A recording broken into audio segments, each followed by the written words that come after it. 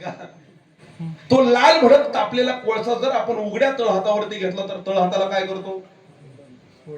तो भासतो, चटका देतो, हाताला फोड आल्याशिवाय राहत नाही. आणि तोच कोळसा थंड झाला मग हातावरती घेतला तर हाताला काय करतो? समाजात काही माणसं अशीच असतात, त्यांना तुम्ही कसं जरी जवळ केलं तर एकतर ते तुमच्या आयुष्याला चटका देतात किंवा तुमच्या इज्जतीवर अपकीर्तीचे काळे शुंतडे उडवल्याशिवाय ते तुमच्यापासून दूर जात नाही. याला कुसंग समजून चालायचं. विठ्ठल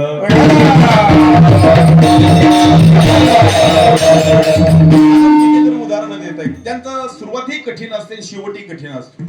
एखादा मद्य पिणारा माणूस पहा, थोडक्यात दारू पिणारा माणूस पहा. दारू प्यायची झाली तर सुरुवातीला काय फार गोड लागते असं काही नाही, म्हणजे अनुभव नाही गड्या, पाहिलेलं सांगतोय ऐका. प्यायची झाली तर वास तीव्र असेल, काय असेल, नाक दाबून अगदी सावकाश एक एक एक बघा. सुरुवातीला पेणारा कधीच डायरेक्ट गडगड पाण्यासारखे दारू पित नाही, एक सावकाश गोड गोड गोड घेत. सुरुवातीला कठीण आणि परिणाम माणसाला तर गावात कोणाबरोबर तर भांडण करत बसला, कुठं तर गटारात लोळत पडला, कुठं तर मी वाघ आहे वाघ म्हणून गावात चर्चा करत बसला. परिणामालाही कठीण. म्हणजे काही गोष्टी सुरुवातीलाही कठीण असतात आणि परिणामालाही कठीण असतात. ऐका, तुकोबाराला ह्या कुसंगतीची इतकी भीती वाटते की त्या कुसंगतीपासून तुकोबारा लाखो किलोमीटर दूर पडतात. महाराजांनी प्रमाण दिलं. कुसंगत वाटते तेवढी सोपी नाही महाराज. कुसंगतीत साधू जरी गेला तर त्याचं ओझळ वाटोळत, हा शब्द अंडरलाईन करून घ्या. आपल्यासारखा साधा माणूस नाही. माझ्या मेळाला किती कुसंगती झाली.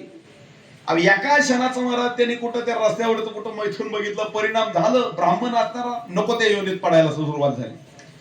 एका क्षणाची झालेली कुसंगत माणसाचं ओझं वाटोळं केल्याशिवाय राहत नाही आणि एका क्षणाची सत्संगत माणसाच्या आयुष्याचं सोनं केल्याशिवाय सुद्धा राहत नाही. विठ्ठल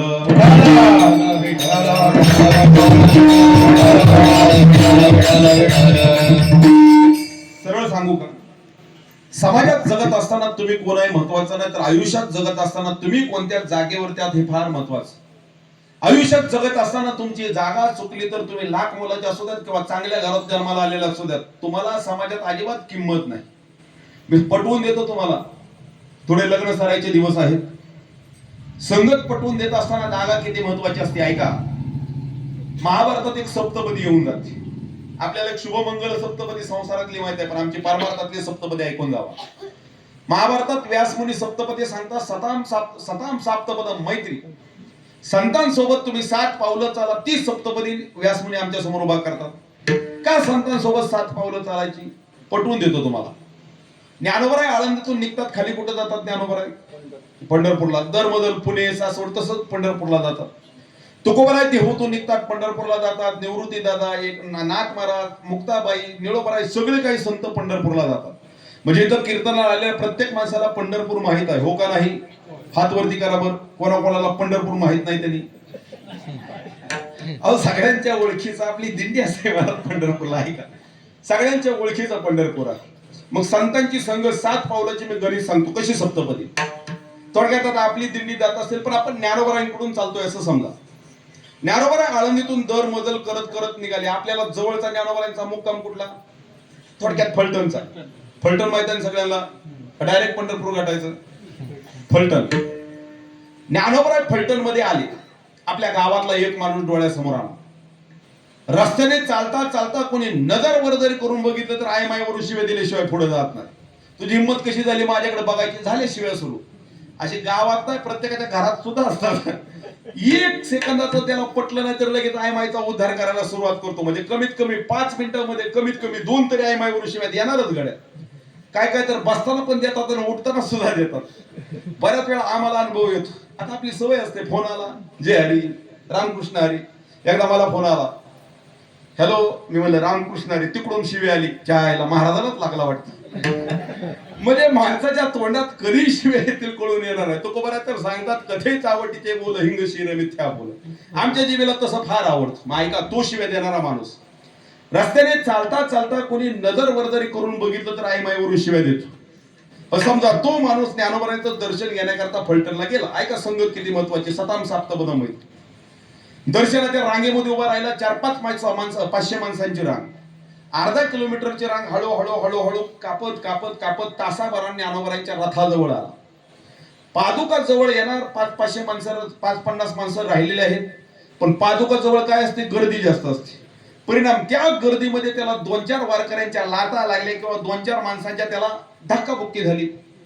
गावात चालत असताना कोणी नगरवर जरी करून बघितले तर आई मायवरून शिव्या देतो, पण तिथं लाथ लागली तर त्याच्या तोंडातून काय येतं? शिवेत नाही महाराज, तिथं माऊली शब्द आल्याशिवाय राहत नाही. याला म्हणायचं सदाम साप्तबद मैत्री. आपल्याकडे म्हण आहे, ढवळ्यापाशी बांधला पावडा, पण वाण नाही, पण गुण मात्र निश्चित आला. हा गुण तरी का वाण नाही, पण गुण तरी निश्चित संतांच्या संगती देतो विठ्ठल.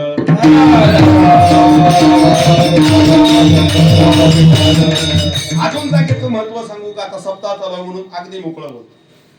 आपलं विटा गाव, आता विटा गाव पंचक्रोशीत फार मोठं असं गाव आहे, म्हणजे तालुक्याच्या लेवलचं असणार आपलं गाव. गावात लग्नाचे डीजे मिरवणुका निघतात, आपल्याला काही वेगळं माहीतच नाही असं कोण नाही.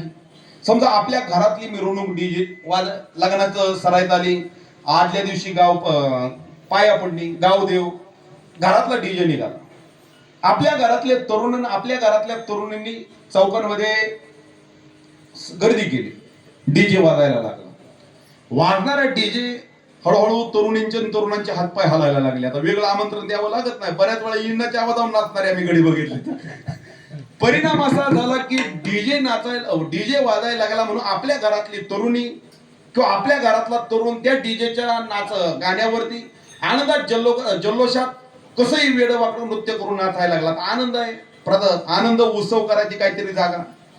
पण परिणाम असा झाला, तिथं डीजेवर आपल्या घरातली तरुणी नाचली, तिथं डीजेवर आपल्या घरातला तरुण नाचला तर गावातली 4-5 माणसं म्हणजे काही वेगळ्या विचाराची, चांगल्या सात्विक असणारी जुन्या विचाराची, त्यांनी त्या तरुणीकडे पाहिलं, ते आपापसात चर्चा करायला लागले. काय मूर्ख लेकाचे, आई बापाची काही शिकवण नाही का, कशी वेडवाकडा करून नाचतात. तिथं ते त्यांना शिव्या द्यायला लागले. ऐका जागा किती महत्वाची. आपल्या घरातली तरुणी, आपल्या घरातला तरुण भर चौकात डीजेवर नाचला तर गावातली 4 माणसं शिव्या दिल्याशिवाय, यदा कदाचित शिव्या दिल्याशिवाय राहणार नाही. पण समजा आपला सप्ताह चालू आहे, सप्ताहातला हरिपाठ चालू आहे, आणि तीच तरुणी जिथं डीजेवर नाचत होती तीच इथं आली हरिपाठात टाळ घेऊन उड्या मारल्या. तोच तरुण तिथं डीजेवरती नाचत होता, हिथंच कीर्तनात येऊन त्याने उड्या मारल्या. गावात नाचत असताना जी माणसं त्यांच्याकडे बघून तोंड वाकडं करून शिव्या देत होती, इथं नाचताना बघून तीच माणसं पाय पकडल्याशिवाय राहणार नाहीत. ही जागा फार महत्वाची. म्हणजे आयुष्यात जगत असताना, ऐका, समाजात जगत असताना तुम्ही कोण आहे महत्वाचं नाही, तुम्ही कोणत्या जागेवर आहात हे फार गरजेचं. आणि आज तुम्हाला येता मला पटवून देतात, ऐका, तुम्ही तुमची जागा सांभाळा, बस, बाकी काय सांभाळण्याची गरज नाही. विठ्ठल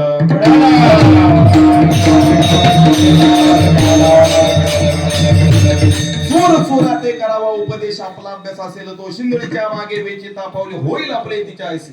तुका म्हणे भीतो पुढले दत्ता म्हणून चिंता उपदली. तुकोबराला चिंता लागलेली आहे, आणि ह्या चिंतेपुटी आज तुकोबरा देवाला म्हणतात, देवा नको ती माणसं आमच्या आयुष्यात देऊ नको. मग द्यायची झाली तर कशी माणसं दे? अभंगाचं दुसरं देया संगती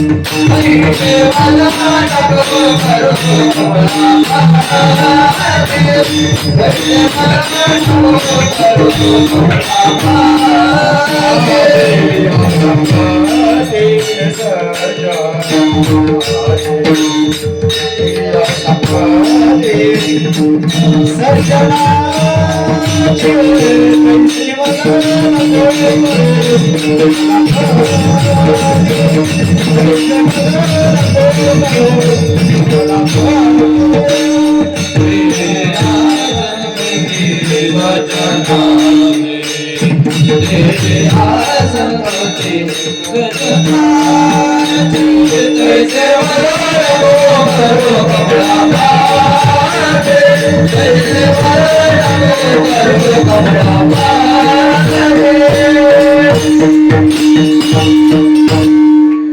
तैसे मद नको करू कमळा पती दिया संगती सज्जनांची. ऐका, मी सुरुवातीला सांगितलं अभंगाचं पहिलं चरण आणि तिसरं चरण एकामेकाला पूरक आहे, त्याच्यामुळे दुसरं जरा वेगळं केलं मग पहिलं आणि तिसरं आपण पाहू.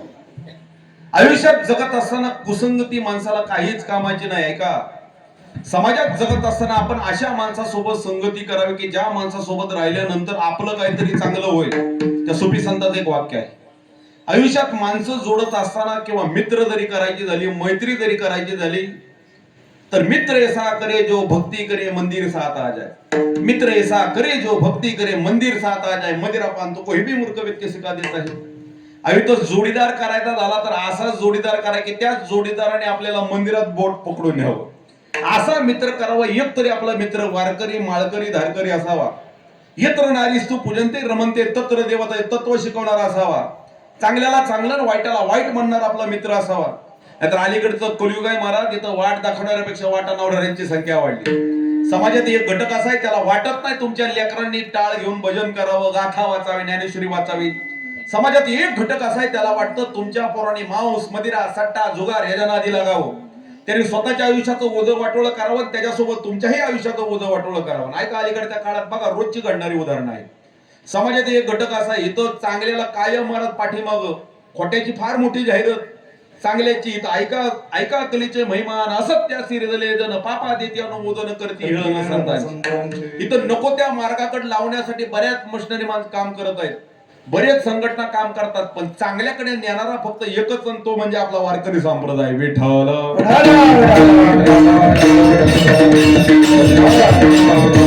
अभी तर संगत करायची झाली तर अशा माणसासोबत करावी की त्या माणसाने आपल्या आई वडिलांची सेवा करायला शिकवावी.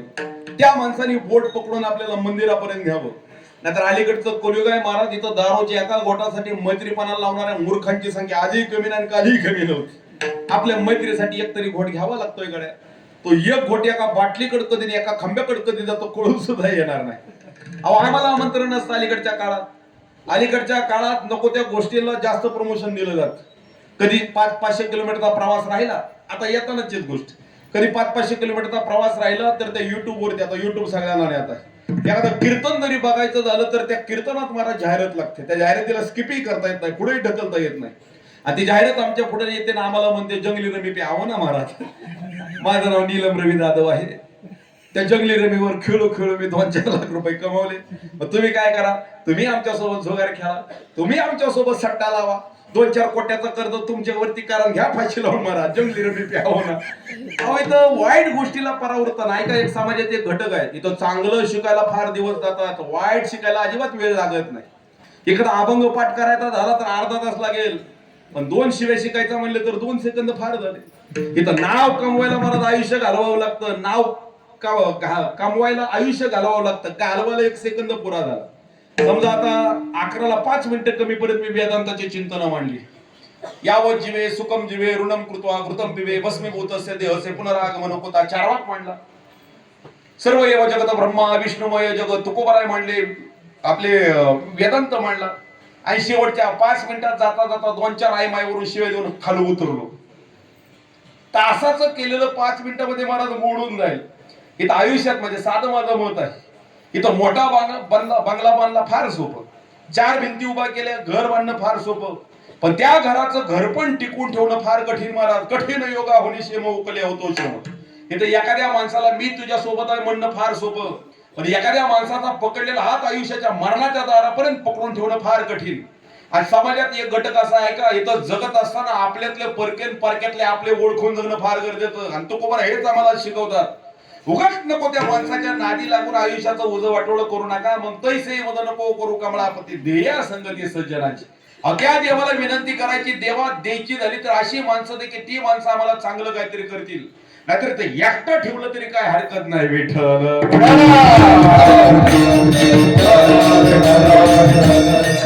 कुसंगत सांगायची झाली तर गुरुवारी कैलास महाराजांच्या मुखातून एक ऐकला दृष्टांत सांगतो. तुम्ही ऐकला असेल तर डबल ऐकून जावा. संगत किती महत्वाची,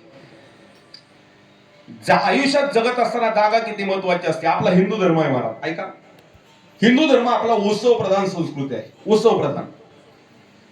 महिन्यामध्ये कमीत कमी एक तरी सण आपण साजरा करतो का नाही?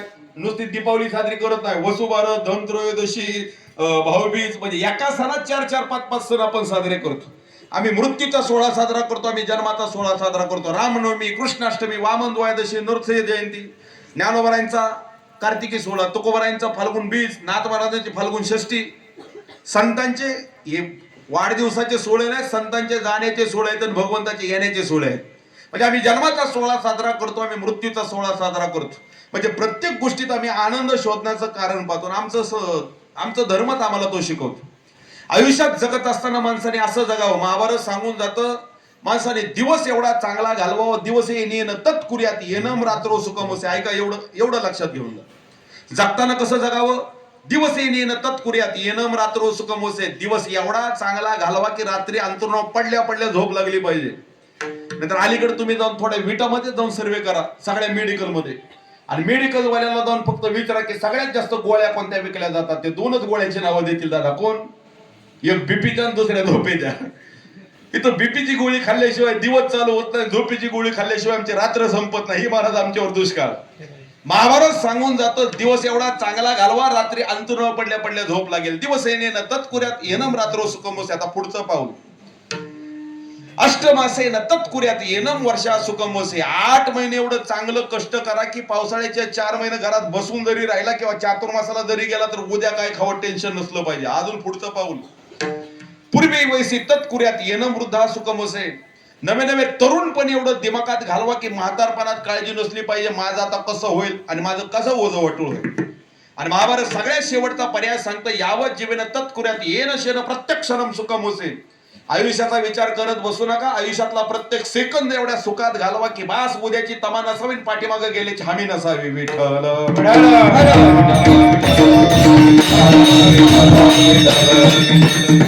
माझा मुद्दा चाललेला सण आहे का?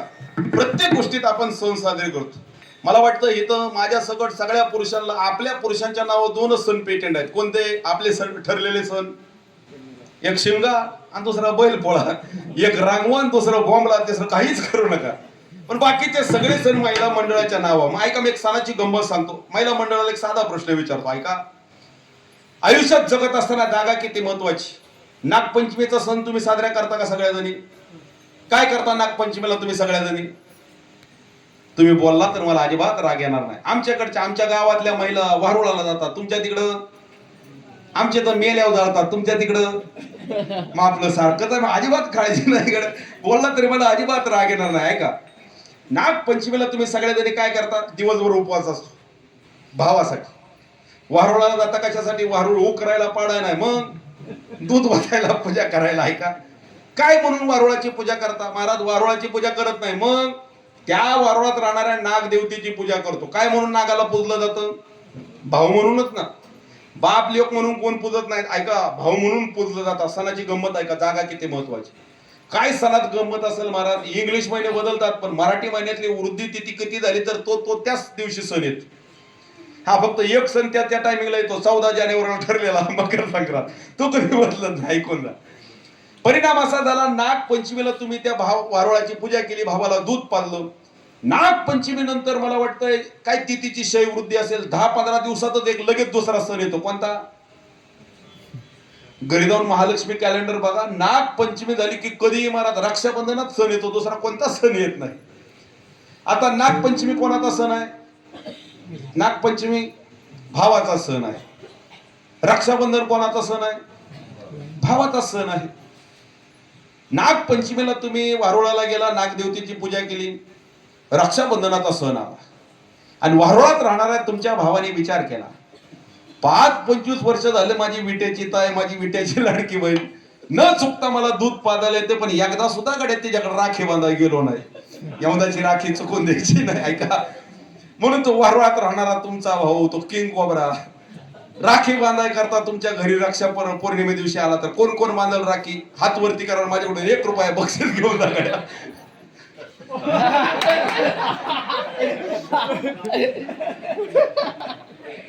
माझ्या लय बोलत चालतं बाबा, पण आता काही बोलत नाही. आवड करतो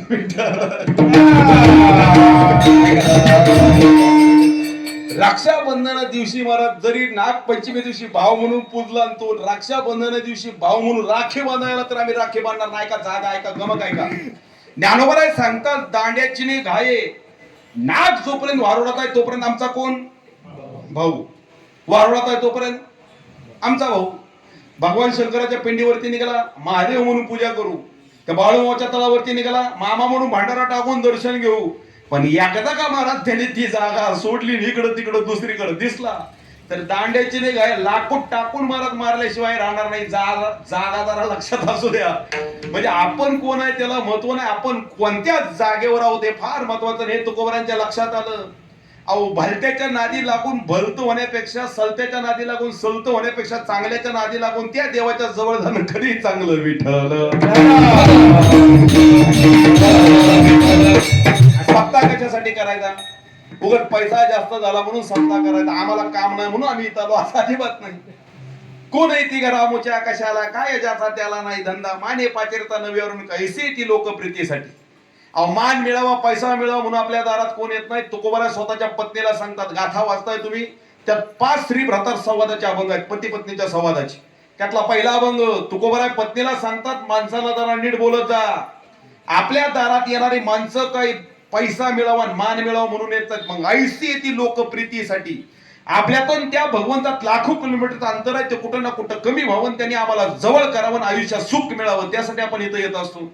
आणि सुख कमवायची पुण्य कमवायची जागा कोणती ऐरी गैरी नाही. महाराज धर्म मंडप आहे. कालच मला वाटतं महाराजांनी सांगितले तर काही जरी कार्य केलं तरी पुण्यच लागतं. आणि माझं साधं मत आहे, आयुष्यात जगत असताना आपण पुण्यासाठी, आपण सुखासाठी झटायचं नाही. काय बोलता महाराज, इथं सगळं सुखासाठी चाललेलं आहे. सरकारची धाव जशी कुंपणापर्यंत तशी आमची धाव सुखापर्यंत. आणि तुम्ही म्हणता पुण्य सुख कमवायचं नाही. ऐका, आपण सुखासाठी झटायचं नाही, मग आपण झटायचं पुण्य कमवायसाठी. का?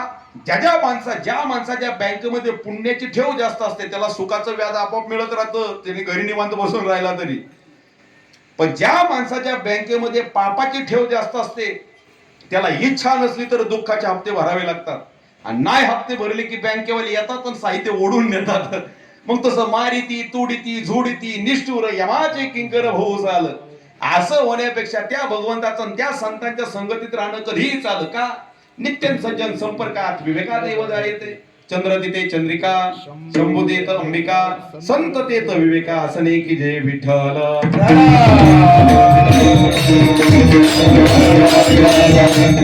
ऐका, कुसंगत सांगितली. मला पहिल्या चरणाला स्पर्श करायचा, आपण विसंगत आहे. कुसंगत मगाशी मी सांगितली, काही गोष्टी सुरुवातीला त्रास देतात, दुःख देतात आणि शेवटालाही दुःख देतात. विसंगत फार गमतीचे आहे महाराज. विसंगतीचं आवरण महाराज फार गमतीचं आहे, पण त्याच्या आतमध्ये फारच कठीण काय भरलेलं आहे. विसंगत कशाला म्हणायचं? जे थोडं सुख देते पण परिणामाला फार दुःखदायक असते त्याला म्हणायचं विसंगत. ऐकून जावा. ज्ञानोबा एक ओवी सांगतात, ते अभंग सांगतात. विषयाचे समसुख बेगडाचे भावली, आभराची सावली जाईल. विषयाचं समसुख कसं असतं? बेगडाच्या भावली सारखं. विषयाचं समसुख कसं असतं? आभराच्या सावली सारखं. विठ्ठल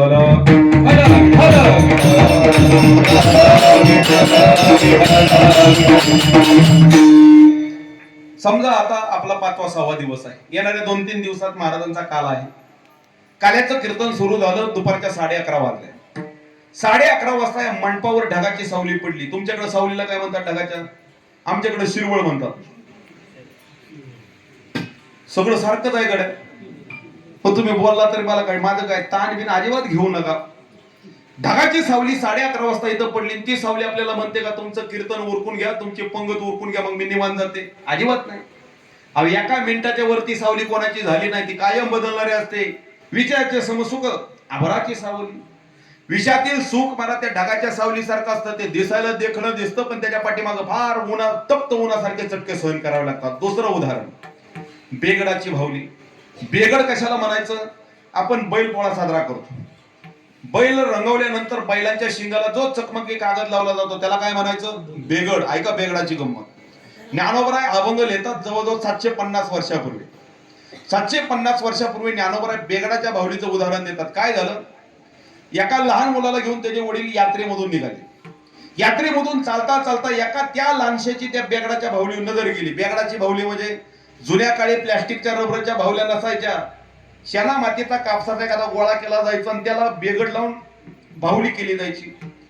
त्या पोराला जशी ती भावली दिसली तसं पोरग रडायला लागलं. तुकोबराय सांगतात, काय कडे बाळा बाप सदैव दुबळा आहे, नाही कडे हाते काय कोण्या वेळी देखील दे दृष्टी मागे घालून मिठी.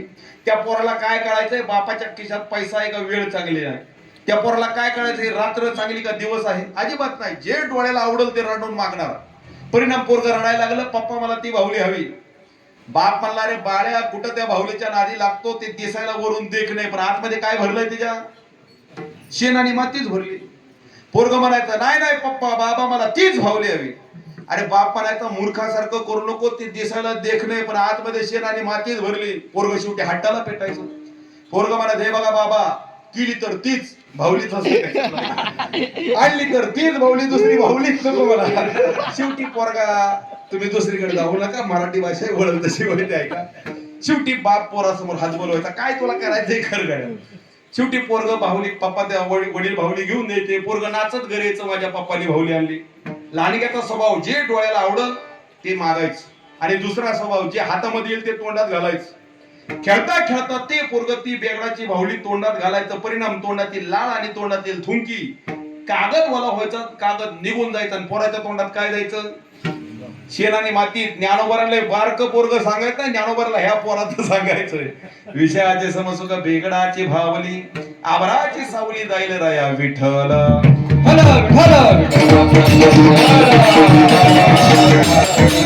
ऐका, विसंगती सांगतो पहिल्या चरणाकडे प्रवेश करू. जवळजवळ 11:15 वाजलेले आहेत. जरी मी घड्याळाच्या पट्ट्यातून आलो तर घड्याळाची कृपा माझ्यावर फार कमी मला लक्षात येते. ऐका, विसंगती ऐका. काही गोष्टी सुरुवातीला दुःख देतात, त्यांचा शेवटी फार दुःखदायक असतो. काही गोष्टी सुरुवातीला देखण्या गोमट्या सुखकारक वाटतात पण त्यांचा परिणाम फार कष्टदायक असतो. म्हणजे सुख पाहता जवा पाडे दुःख पर्वत आहे एवढे. ऐका, सुख जवसा एवढं देतात पण दुःख पर्वत एवढं. आता विसंगती ऐका, एक उदाहरण सांग. एका माणसाची दाढ किडली आणि दुखायला लागली. आता दाढचं दुखणं किती असतं बाबा वेगळं सांगायची गरज नाही. एक वेळ तुटलेला हात पाय कमी दुखेल पण दाढ फार दुखते का, तर डायरेक्ट नसा मेंदूला. 8 दिवसात अन्नाचा कण सुद्धा पोटात गेला नाही. दवाखान्यात गेला दाताच्या. डॉक्टर, 8 दिवस झालं भाताचं पेजवणी खाऊन झोपतोय, काहीतरी करा, नाही दुःखातून मोकळं करा. डॉक्टरांनी दाढ चेक केली. डॉक्टर म्हणले, का तू वेळ केला, अगोदर 1 महिना आला असता तर रोटक्यान करून तुझी दाढ वाचवू शकलो असतो. पण आता तुझी दाढ वाचायसारखी राहिली नाही. तुला आता दुःखातून मोकळं होय तर दाढ काय करावी लागेल, ती काढावी लागेल, उपसावी लागेल.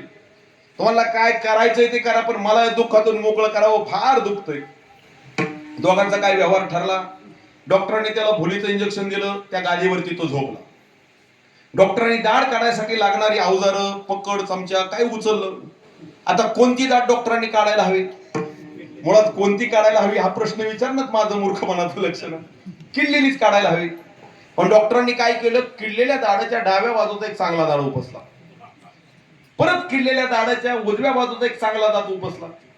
परत तिसऱ्या वेळेस अजून एक चांगला दात काढला. तसं त्याच्या लक्षात आलं, डॉक्टरांनी किडलेली दाढ सोडून 3 चांगले दात काढले.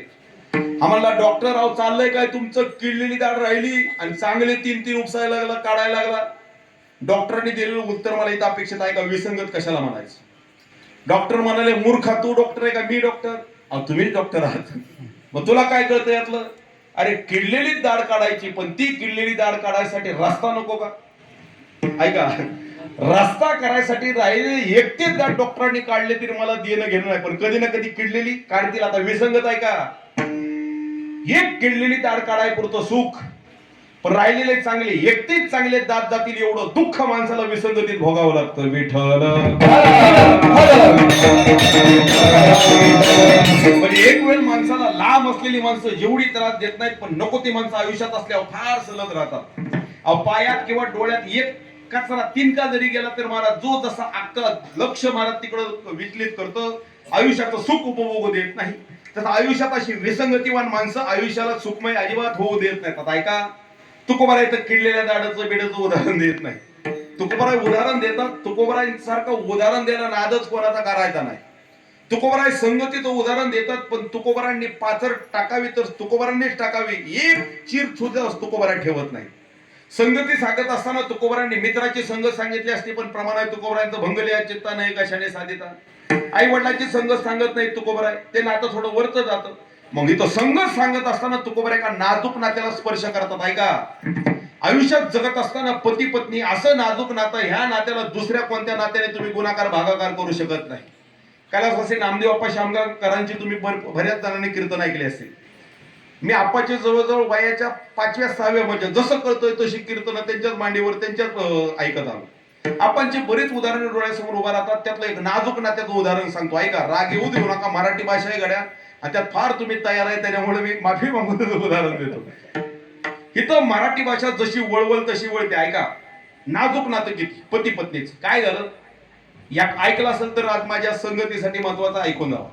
एका माणसाचं नियमाचं काय वाकडं झालं, त्या माणसाच्या डोळ्यात देखत त्याची आई मरून गेली. आता आई जाण्याचं दुःख मला निश्चित आहे. आयुष्यातील नाजूक नातं तुटून गेलं, प्रेमाचं खरं नातं आटलं. आयुष्यात बाप नावाचा विठ्ठल आणि रुक्मिणी नावाची आई पाठीमागं असली तर माणसाला आयुष्याचं पंढरपूर सुखरूप गाठता येत.